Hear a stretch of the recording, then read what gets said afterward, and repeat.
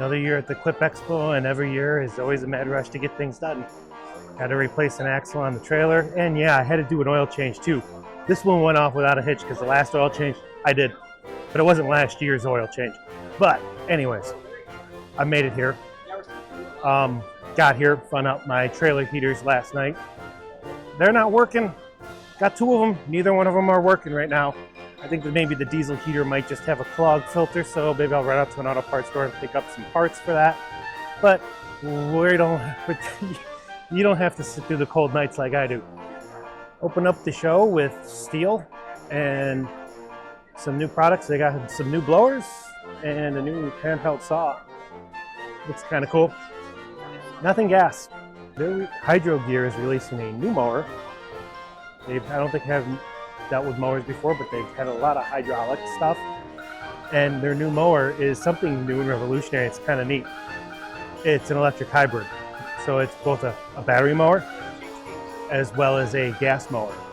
And it's powered by a Kawasaki engine. The thing that's off-putting to me on this is they haven't given me a number, an amount that it's going to cost yet. That's kind of worrisome. However, they say it's going to be cheaper than a battery mower, but probably more expensive than a gas mower, which makes sense because you got the 2-in-1. It's probably using smaller batteries.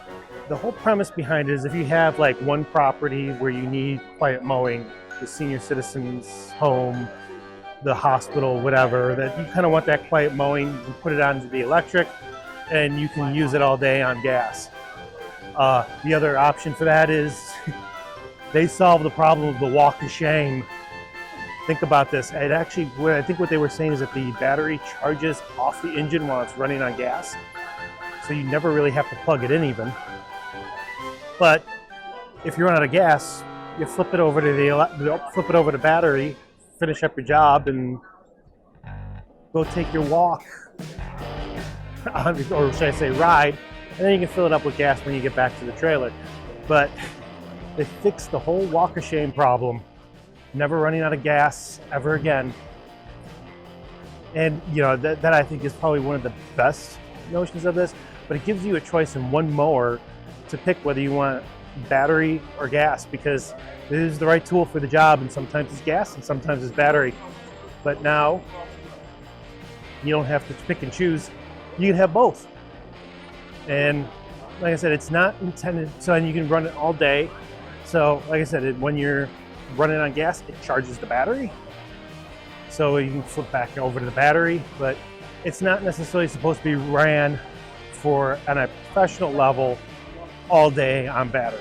So I guess that's one of the downfalls. I don't see that as a downfall, but you never have to plug it in either. It's an electric hybrid. Bananas for Jessie Cole coming in from the back of the room.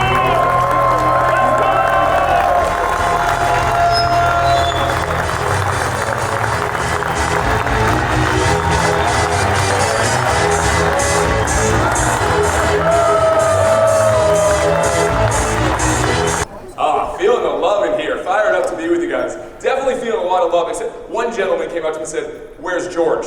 So, still battling that one. But excited to be here. How many people here have actually heard of the Savannah Bananas? This has come a long way. It was about a year ago. I was speaking to a group much smaller than this, and I asked, "Have they ever heard of the Bananas?" And just one gentleman in the back was clapping. It was my dad. So we've big blocks into the commercial turf space. We've certainly taken those engines farther than just commercial turf, but we were the leader, we were the innovator, we brought big block innovation into the turf space. Turf continues to be the toughest application that we have. So when our engines begin to reach the end of their design envelope, as we call it, we start to see it in turf. And where do we see it? We see it in heads. Heads on the engine are where the engine takes it on the chin, because there is so much activity, so much complexity within the heads. It's really all about the heads. So what we have done is we have innovated and brought our heads into the next generation, now being 60 degrees cooler from their temperatures. because when temperatures really get going up hot in the heads, we start to see the end of the design envelope. That's why we have really focused on the head, so we'd love to show you a display that really takes you through how our cooler heads prevail.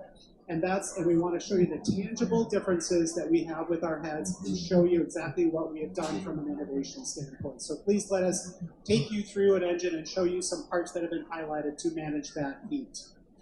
If heads are under control, then it really comes down to lubrication. Can you get enough oil, and can you keep that oil cool enough as that engine is being pushed to its actual absolute limits?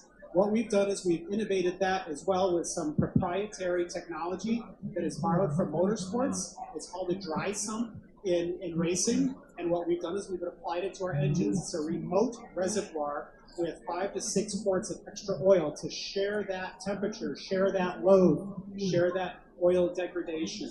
So it's a really, really smart system. It's only available on Vanguard, and we'd love to show you a demo of how it works. We can show you some equipment with it on it, and we can answer any questions that you may have with that. When we come out with a real advancement, we often ask ourselves, well, what could we do in a different category similarly, but just a little bit less? And that's what Oil Extend is. Oil Extend is that same kind of technology to increase the oil interval change, and that's a good thing for landscapers. It's a great thing for dealers as well. So Oil Extend extends a typical oil change interval of 100 hours out to 250. So we can show you that as well in our booth. We've got a Ferris mower with that on it as well. And then I'd invite all of you to come to our outdoor booth to see how quick and easy an oil change is with our Quick Change Challenge. You're going to get times, and there are prizes, so please come on out and experience that with us. So that's what we've got for engines. So is there any chance you're going to be bringing back a flathead cylinder? Yeah, that was one of the greatest engines you guys ever made. You discontinued it in the 90s. Yeah, I'm going to turn it over to Dan. I love flatheads. From a racing perspective, they're a great engine. Unfortunately, that simple design is not EPA compliant. So that was what put a nail in the flathead program.